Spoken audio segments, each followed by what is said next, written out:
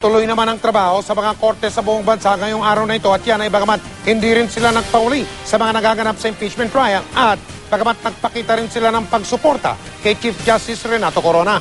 Nakatutok si Marisol Abduraman. Pagpasok sa Quezon City Regional Trial Court, ang stribo na ito na ang bubungan. Mensahe ng pagsuporta sa punong maestrado. Ayon sa mga empleyado ng korte, inabangan nila ang araw na ito, ang pagsalang ni Chief Justice Renato Corona sa impeachment trial. For as long as yung work nila is hindi mapapabayaan, they can make arrangements. About CJ testifying today, it's actually a welcome relief for everybody. Nang umupo na sa witness stand ng punong maestrado, halos lahat tumutok. Tinitiyak naman daw ng mga empleyado na hindi naaapektuhan ang kanilang trabaho.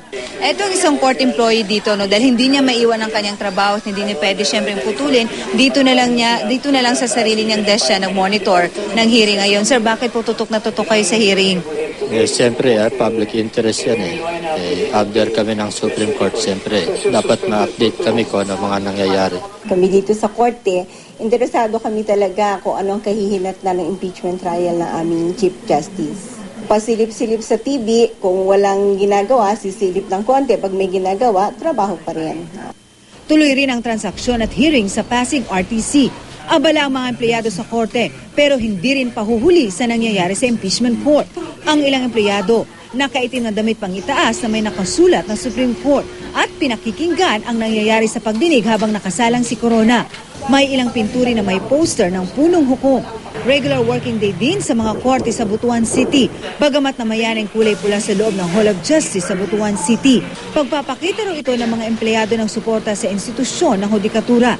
May ilan ding empleyado ng Regional Trial Court ng Quezon ang nagsuot ng pula, pero walang ipinagpaliban ng mga pagdinig sa mga korte doon ngayong araw. Bagamat nakatutok sa impeachment trial ang mga empleyado sa mga korte sa Zamboanga City, tuloy pa rin ang normal na operasyon doon dahil isang regular working day ito para sa kanila. Muling nagpaalala ang Civil Service Commission sa mga kawani ng gobyerno. Wala naman daw problema sa pagpapakita ng suporta sa punong maestrado. Basta tiyakin lamang na hindi napapabayaan ang trabaho. Marisol Abduraman, nakatutok 24 oras.